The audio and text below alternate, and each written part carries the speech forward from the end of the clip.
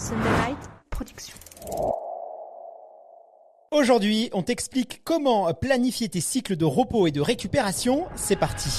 Que tu sois débutant ou expérimenté, la récupération est la base de ton entraînement. Avec Run to Progress, Hyundai te partage toutes les méthodes de récupération essentielles pour optimiser ta progression et booster ton plaisir.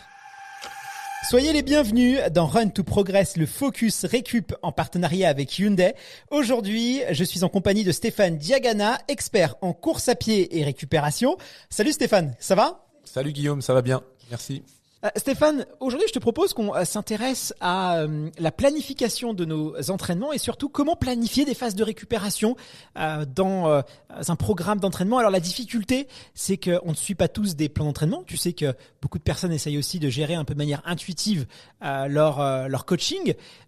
Mais du coup, comment savoir quand on doit placer des jours de repos ? Ça peut devenir problématique. Alors c'est vrai que c'est très compliqué la planification de l'entraînement. Donc qui dit planification de l'entraînement dit objectif de performance, parce que sinon si on est à courir, on court quand on veut, comme on veut, avec les intensités que l'on veut. Si c'est juste courir comme ça pour se faire du bien, mais si on est vraiment dans un projet, on a un entraînement et un plan d'entraînement qui est structuré, qui est bien construit normalement et qui est adapté à l'objectif et je dirais au temps de récupération dont on dispose et aux moyens de récupération dont on dispose.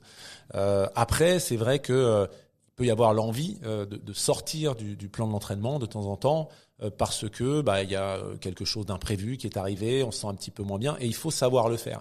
Toute la difficulté, c'est de ne pas se tromper et pour ne pas se tromper, il faut avoir beaucoup d'expérience. Donc s'entraîner de manière intuitive, presque sans plan d'entraînement, je dirais presque au jour le jour, ce serait à l'extrême, ça demande beaucoup de temps, de pratique. Pourquoi beaucoup de temps ? Parce que plus vous passez du temps à vous entraîner, plus votre corps devient intelligent, plus il vous parle, plus vous êtes capable de l'entendre, et plus du coup les informations que vous allez recevoir vont être pertinentes, et plus vous allez pouvoir prendre en compte ces informations pour adapter de manière pertinente votre plan d'entraînement. Mais c'est vrai que ça demande du temps. Même quand on est très engagé dans la pratique depuis longtemps, on peut se tromper et on a plus de risques de se tromper encore quand on est débutant. Donc c'est assez rassurant de suivre un plan d'entraînement. Pour autant, ça ne veut pas dire qu'il ne faut pas s'écouter du tout. Il faut se faire confiance aussi en termes de sensations et puis se connaître.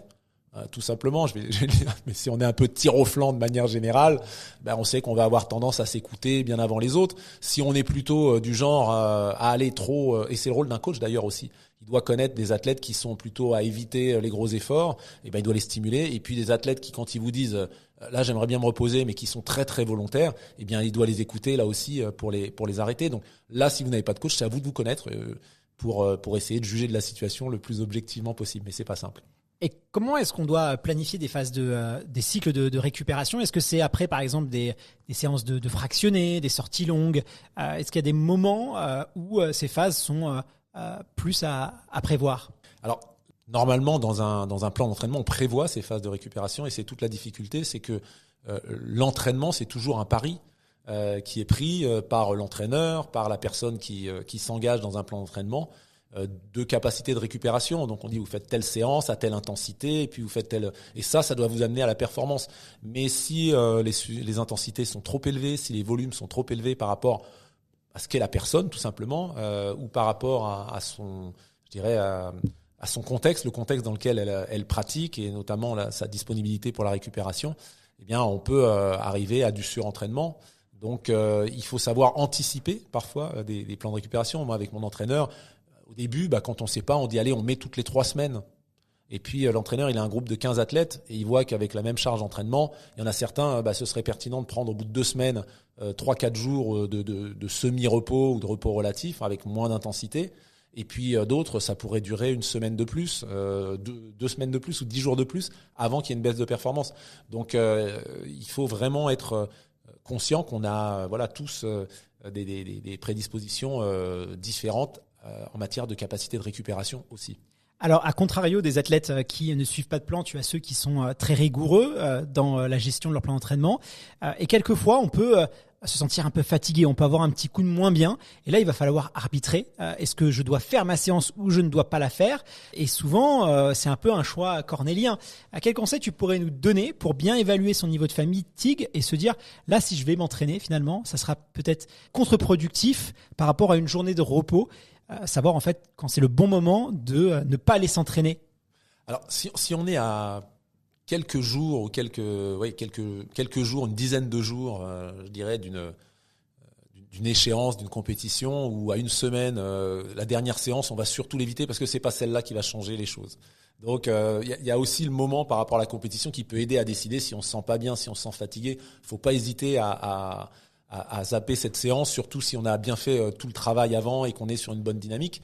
Maintenant, sur d'autres moments, là aussi, c'est une fois de plus ce qui va guider la décision, c'est votre connaissance de vous-même, la connaissance que vous avez de vous-même, et puis là où vous en êtes dans votre plan d'entraînement.